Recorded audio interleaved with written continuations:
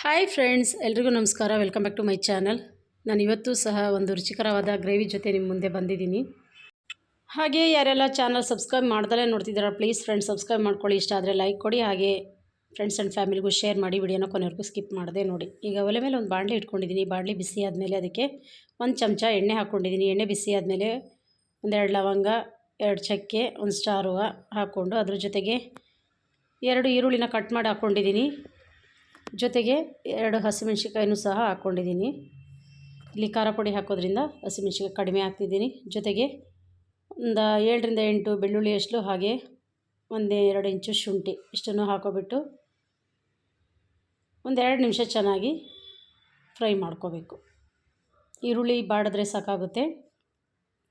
ಈಗ ನೋಡಿ, ಈ ಹಾಕಿದಂಥ ಮಸಾಲೆ ಎಲ್ಲ ಚೆನ್ನಾಗಿ ಫ್ರೈ ಆಗಿದೆ. ಇದಕ್ಕೆ ನಾನಿವಾಗ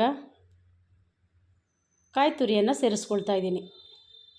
ಇದು ಸಹ 1 ನಿಮಿಷ ಬಾಡಿಸ್ಕೊಂಡ್ರೆ ಸಾಕಾಗುತ್ತೆ.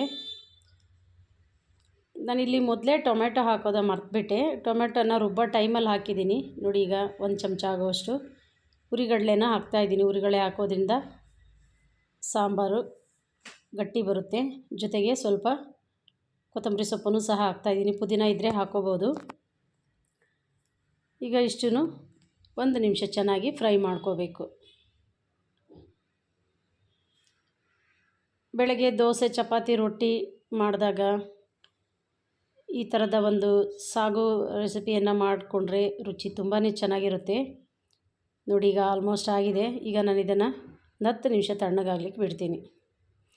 ನೋಡಿ, ಈಗ ತಣ್ಣಗಾದ ಮಸಾಲೆನೆಲ್ಲ ಈಗ ಈ ಮಿಕ್ಸಿ ಜಾರಿಗೆ ಹಾಕ್ಕೊಳ್ತಾ ಇದ್ದೀನಿ. ಇದ್ರ ಜೊತೆಗೆ ಅಚ್ಕಾರದ ಪುಡಿ 1.5 ಚಮಚ, ಹಾಗೆ ಧನಿಯಾ ಪುಡಿ 1 ಚಮಚ, ಜೊತೆಗೆ ಅರಿಶಿಣದ ಪುಡಿ 1/4 ಟೀ ಸ್ಪೂನ್ ಹಾಕ್ತಾಯಿದ್ದೀನಿ. ಇದ್ರ ಜೊತೆಗೆ ಒಂದು ಅರ್ಧ ಚಮಚ ಆಗುವಷ್ಟು ಜೀರಿಗೆನೂ ಸಹ ಹಾಕ್ಕೊಳ್ತೀನಿ. ಈಗ ನೋಡಿ, ಕೊನೆಯಲ್ಲಿ ನಾನು ಬಾದಾಮಿನ ಪುಡಿ ಮಾಡಿ ಹಾಕ್ತಾಯಿದ್ದೀನಿ. ಗೋಡಂಬಿ ಇರಲಿಲ್ಲ, ಬಾದಾಮಿ ಸಹ ನೆನೆಸಿರಲಿಲ್ಲ, ಅದಕ್ಕೋಸ್ಕರ ಇದನ್ನು ಪುಡಿ ಮಾಡಿ ಹಾಕ್ತಾಯಿದ್ದೀನಿ. ಈ ಗೋಡಂಬಿ ಇಲ್ಲ ಬಾದಾಮಿ ಹಾಕೋದ್ರಿಂದ ಈ ಗ್ರೇವಿ ಆಗಿರ್ಬೋದು, ಸಾಗು ಆಗಿರೋದು ಟೇಸ್ಟು ತುಂಬಾ ಚೆನ್ನಾಗಿರುತ್ತೆ. ನೋಡಿ, ಈಗ ಅದನ್ನೆಲ್ಲ ರುಬ್ಕೊಂಡು ಬಂದಿದ್ದೀನಿ. ಈಗ ಒಲೆ ಮೇಲೆ ಒಂದು ಕುಕ್ಕರ್ ಇಟ್ಕೊಂಡು, ಕುಕ್ಕರ್ ಬಿಸಿ ಆದಮೇಲೆ ಅದಕ್ಕೆ 1-2 ಚಮಚ ಎಣ್ಣೆ ಹಾಕ್ಕೊಂಡು 1 ಈರುಳ್ಳಿನ ಕಟ್ ಮಾಡಿ ಹಾಕ್ಕೊಳ್ತಾಯಿದ್ದೀನಿ. ಈಗ ಇದಿಷ್ಟನ್ನು ಫ್ರೈ ಮಾಡ್ಕೋಬೇಕು. ಇದ್ರ ಜೊತೆಗೆ ಸ್ವಲ್ಪ ಕರಿಬೇವಿನ ಸೊಪ್ಪನ್ನು ಸಹ ಸೇರಿಸ್ಕೊಳ್ತಾ ಇದ್ದೀನಿ.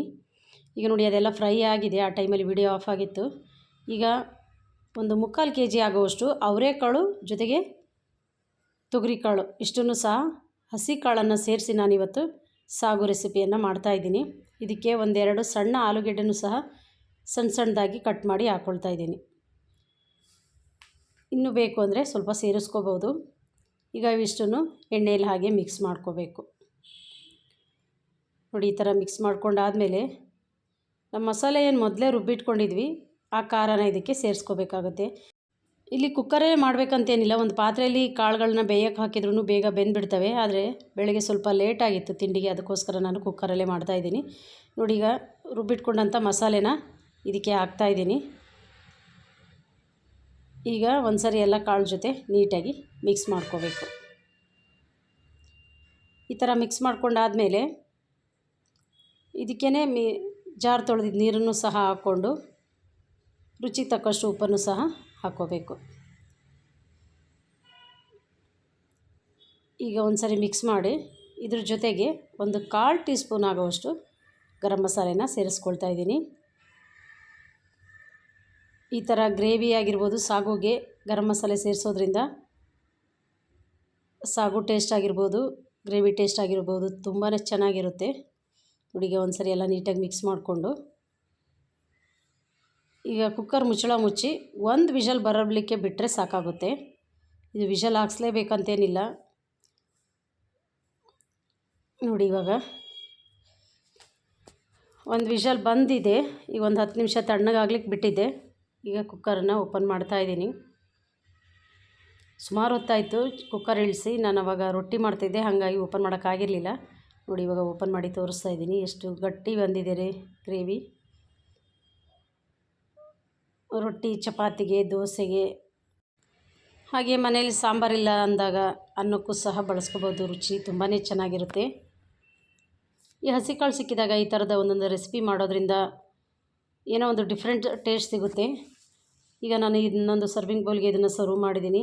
ಓಕೆ ಫ್ರೆಂಡ್ಸ್, ನಾನು ಮಾಡಿದ ಈ ರೆಸಿಪಿ ನಿಮಗೆಲ್ಲ ಇಷ್ಟ ಆಗಿದರೆ ಪ್ಲೀಸ್ ರೆಸಿಪಿಗೊಂದು ಲೈಕ್ ಕೊಡಿ, ಹಾಗೆ ಸಬ್ಸ್ಕ್ರೈಬ್ ಮಾಡ್ಕೊಳ್ಳಿ, ಶೇರ್ ಮಾಡಿ, ಕಮೆಂಟ್ ಮಾಡಿ. Thank you.